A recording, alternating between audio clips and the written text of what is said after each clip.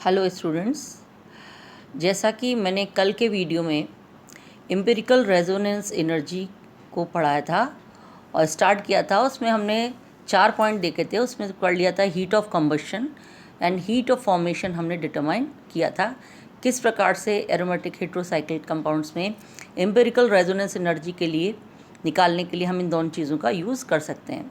आज हम पढ़ेंगे to find out the empirical resonance energy with the help of heat of hydrogenation. किस प्रकार से हीट ऑफ हाइड्रोजनेशन से हम इनको कैलकुलेट कर सकते हैं।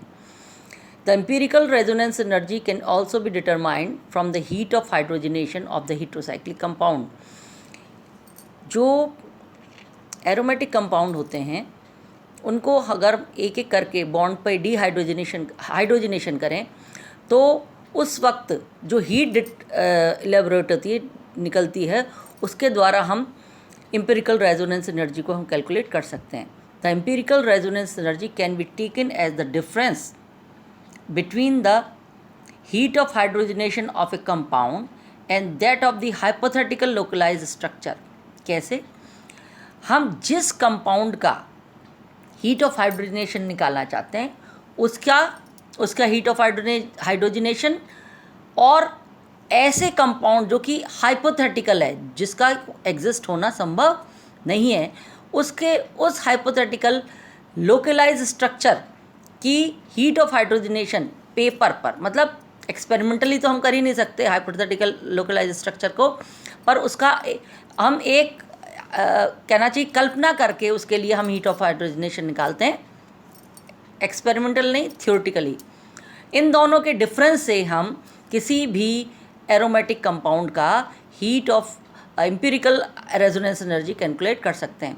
कैसे? दोनों का हीट ऑफ हाइड्रोजनेशन को अगर हम माइनस करते हैं तो हमें एम्पिरिकल रेजोनेंस एनर्जी प्राप्त हो जाती है। For example benzene, the value of empirical resonance energy can be expressed as, अगर सपोज हम बेंजीन के लिए निकालना चाहते हैं, इसको ध्यान से देखना बच्चों, एम्पिरिकल रेजोनेंस एनर्जी जिसको ERE हम कहते हैं, तो सबसे पहले heat of hydrogenation of benzene.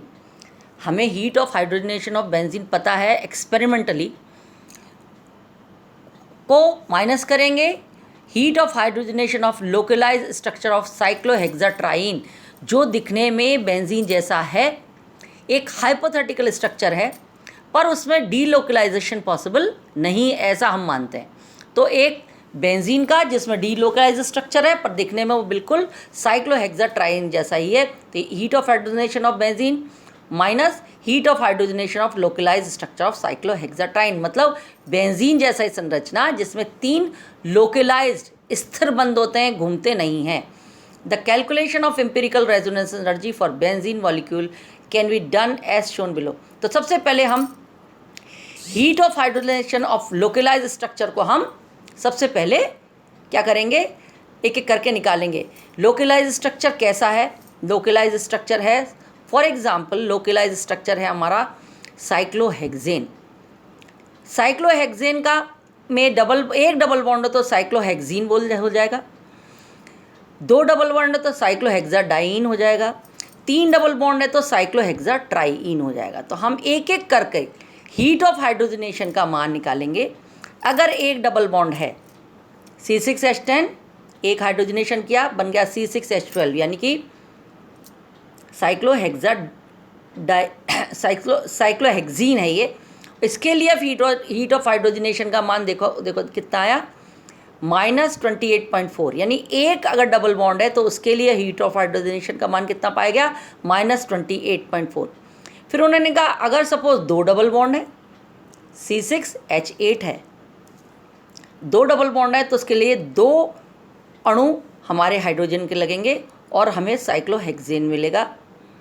इसके लिए हीट ऑफ हाइड्रोजनेशन का मान पाया गया माइनस, यानी ये तो दोनों मिला दिया उन्होंने, अगर हम 2 लें तो इसके लिए है -54.9, दोनों को मिला के, यानी पहले एक बंद का लिया जैसे लेकर ना C6H8, C6H10 बना पहले जैसा, साइक्लोहेक्साडाइन से साइक्लोहेक्सीन बना, फिर साइक्लोहेक्सीन से हमने देखा साइक्लोहेक्सेन बना। इन दोनों के लिए देखो, एक तो -28.4 पहले के लिए था, 2 बंद होंगे तो -26.5 और अगर एक डबल बॉन्ड है तो उसके लिए -28.4, यानी कि सिंगल बॉन्ड का हाइड्रोजनेशन और डबल बॉन्ड का हाइड्रोजनेशन दोनों का मान हमें पता चल गया। अब हम एक हाइपोथेटिकल स्ट्रक्चर जिसको हम बोलते हैं साइक्लोहेक्साट्राईन, इसका हम क्या करते हैं, अगेन हीट ऑफ हाइड्रोजनेशन का मान देखते हैं। तो देखो कितना आता है। तो सबसे पहले हम ये देखो ऊपर जो C6H6 लिखा है जो बेंजीन जैसा दिख रहा है, पर ये हम साइक्लोहेक्साट्राईन, देखो नीचे स्ट्रक्चर दिखाया है ना, ये बेंजीन जैसा स्ट्रक्चर, पर ये इसको हम बेंजीन नहीं है, इसको हम क्या मान रहे हैं कि ये साइक्लोहेक्साट्राईन है और बॉन्ड लोकलाइज्ड है। तो the heat of hydrogenation of hypothetical compound 135 cyclohexatriene can be known by extrapolation of first and second double bond of 1,3-cyclohexadiene for the additional of a third mole of hydrogen to a hypothetical cyclohexatriene। यानी कि हम नीचे के दो देखो 28.4 पता है, 26.5 पता है, पर अगर 3 डबल बॉन्ड हो बेंजीन जैसी संरचना तो उसके लिए पाया जाता -24.6 किलो कैलोरीज पर मोल। इन तीनों को अगर जोड़ें तो टोटल आता -79.5 किलो कैलोरीज पर मोल। यानी कि अगर ये साइक्लोहेक्साट्राईन है तो हीट ऑफ हाइड्रोजनेशन इसके लिए मान होना चाहिए -79.5 किलो कैलोरीज पर मोल। अब हम अपनी वापस उसी बात पे आते हैं कि the experimental value of heat of hydrogenation is -49.7 kilo calories per mole for benzene. क्या बताया मैंने, ये मैंने बेंजीन लिखा नहीं है। The experimental value of heat of hydrogenation of benzene is found to be exact -49.7 kilo calories per mole, और हमारा आया कितना है ट्राइन का -79.5। दोनों को अगर हम माइनस करते हैं तो -79.5 ज़्यादा बड़ा है, डिफरेंस इज -29.8। यानी कि जो empirical resonance energy of benzene जो है वो कितनी पाई गई। The empirical resonance energy of benzene is calculated by 29.8 kilo calories per mole as the calculated heat of hydrogenation can be obtained as for 3 mole of cyclohexatriene with heat of hydrogenation -28.4 kilo calories per mole. अब देखो एक और बात आई, इन्होंने क्या किया, इतनी पूरी एक्सपेरिमेंट करने के बाद हमारी ERE कितनी आई -29.8। बात समझ में आ गया। पर उन्होंने एक और तरीका अपनाया, क्या किया, उन्होंने कहा एक अगर सिंगल बॉन्ड था, देखो वापस हम बैक करते हैं, अगर सिंगल बॉन्ड था साइक्लोहेक्सीन था तो उसके लिए कितना पाया गया -28.4। तो उनका अगर एक डबल बॉन्ड के लिए -28.4 है तो 3 के लिए कितना होगा, तो उन्होंने उसको मल्टीप्लाई कर दिया 3 × -28.4, यानी कितना आया -85.2। -85.2 यानी कि हमारा तो वैसे कैलकुलेट कर रहे तो कितना रहता -79.5, पर अगर मल्टीप्लाई करके अगर एक बॉन्ड को मानने के -28.4 होता है एक डबल बॉन्ड का हाइड्रोजनेशन, तो उसके लिए वैल्यू आनी चाहिए -85.2। तो उन्होंने कहा कि अगर the difference between the experimental heat of hydrogenation and calculated heat of hydrogenation जो है वो कितना पाया गया -85.2 -49.7, क्योंकि हमें पता था एक्चुअल एक्सपेरिमेंटल वैल्यू कितनी है -49.7। इनमें से घटाया तो अंतर कितना आया था -29.8, और इनको घटाया तो कितना आया 35.5 किलो जूल्स पर मोल।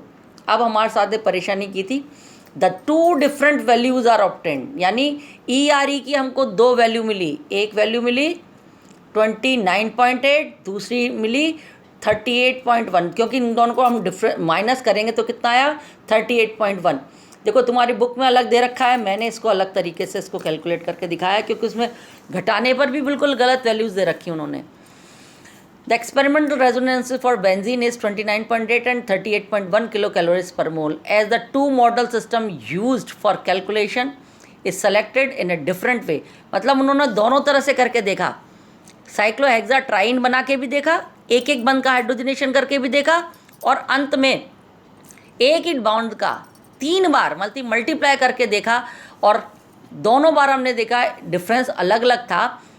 और इसलिए हमने देखा दो हमारे पास ERE आती हैं, जिसके कारण ये the absolute value of empirical resonance energy are not too important but the values obtained by similar method for determination of various compound. उनका कि इस तरीके से जो हमने ये चौथा तरीका यूज़ किया हीट ऑफ हाइड्रोजनेशन का, इससे ERE तो निकल जाती है, पर ये जो है वो दूसरे कंपाउंड को डिटरमाइन करने के लिए मेथड इम्पॉर्टेंट हो सकता है, पर ERE का जो कहना चाहिए वैल्यूज़ हैं वो ज़्यादा इम्पॉर्टेंट इसलिए नहीं है हीट ऑफ अपने एम्पिरिकल रेजोनेंस एनर्जी ज्ञात करने के लिए दूसरे मेथड ज़्यादा इम्पॉर्टेंट है, पर हाँ डिफरेंट कंपाउंड्स को डिटरमाइन करने के लिए ये वैल्यू थोड़ी सी कारगर साबित हो सकती है, इम्पॉर्टेंट हो सकती है। And the last one is energy of hydrogen transfer reaction. Consider the hypothetical reaction. Again हम केवल एक कल्पना करते हैं कि एक साइक्लोहेक्साडाइन है हमारे पास और इसकी रिएक्शन हम पिरिडीन के साथ कर रहे हैं। साइक्लोहेक्साडाइन की रिएक्शन पिरिडीन के साथ अगर हम करें तो हम देखते हैं कि ट्रांसफ़र हुआ है क्या, इन एक डबल बॉन्ड नाइट्रोजन वाले पिरिडीन से निकल कर किस पे कन्वर्ट, यानी कि दो हाइड्रोजन जो हैं वो बेंजीन से निकल कर किस पे जुड़ गए, पिरिडीन से। तो the energy change associated with the hydrogen transfer reaction, ये क्या है, energy of hydrogen transfer reaction. एक रिंग से जैसे साइक्लोहेक्साडाइन है, साइक्लोहेक्साडाइन से दो हाइड्रोजन निकलकर कहाँ पहुँच गए, पिरिडीन के दोनों कार्बन पे। देखो डबल बॉन्ड है, इस जगह से निकले हैं तो इसलिए यहाँ डबल बॉन्ड आ गया और पिरिडीन के अंदर से एक डबल बॉन्ड गायब हो गया। तो ये कहते हैं एनर्जी चेंज। इस दौरान एनर्जी का कितना चेंज हुआ है उसको हम बोलते हैं energy of hydrogen transfer reaction. The energy change associated with the hydrogen transfer reaction of the above type is calculated to be minus 1.8 kilo calories per mole. यानी एनर्जी का जो भी चेंज होगा इस हाइपोथेटिकल रिएक्शन में वो लगभग कितना पाया गया, माइनस 1.8 किलो कैलोरीज पर मोल, दस indicating that the resonance energy of pyridine is less than that of the benzene by the energy amount of, यानी कि पिरिडीन की जो रेजोनेंस एनर्जी थी पहले, अब वो माइनस 1.8 किलो कैलोरीज पर मोल कम हो गई है in comparison to the benzene. The heterocyclic compound such as pyridine, pyrimidine and pyrazine have resonance energy slightly lower than that of the pyridine। pyridine की अपेक्षा इन बाकी जितनी भी दूसरी हेट्रोसाइक्लिक कंपाउंड हैं एरोमेटिक, उनकी एनर्जी रेजोनेंस एनर्जी जो है वो उनके कंपैरिजन में कम पाई जाती है। तो ये सारी जितनी भी चीज़ें हमने पढ़ी हैं इन दो लेक्चर्स के अंदर, ये सारी की सारी क्या है, हमें एम्पिरिकल रेजोनेंस एनर्जी ज्ञात करने का एक तरीके हैं, चार तरीके जो कि हमने आज और कल में पढ़े। अब नेक्स्ट हम पढ़ेंगे डेवास एनर्जी। Thank you.